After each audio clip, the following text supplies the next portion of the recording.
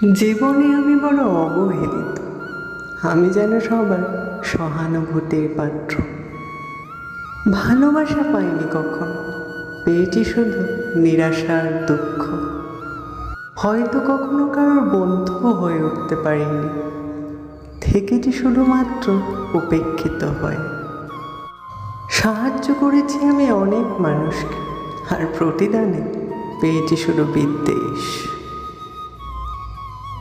অনেকে বলে আমার নাকি কোনো আত্মমর্যাদা নেই, কিন্তু কেন তারা বোঝে না আমার যে কোনো অহংকার নেই।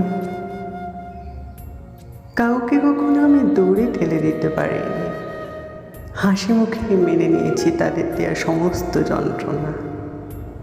কাউকে কখনো আমি আঘাত দিতে শিখিনি, তাই তো এত অপমানের পরেও ফিরে আসি বারবার।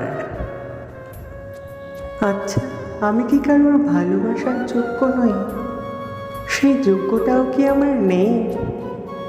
বাহ্যিক সৌন্দর্য দিয়ে কি শুধু ভালোবাসা বিচার হয়? এই অবহেলিত জীবনে আজ আমি বড় ক্লান্ত। মন তো চায় সব মেনে নিয়ে আবার চলতে, জীবনকে আবার অতিবাহিত করতে, কিন্তু পেরে আর উঠি না। জীবনে বাঁচার আশা আমি যেন হারিয়ে ফেলেছি।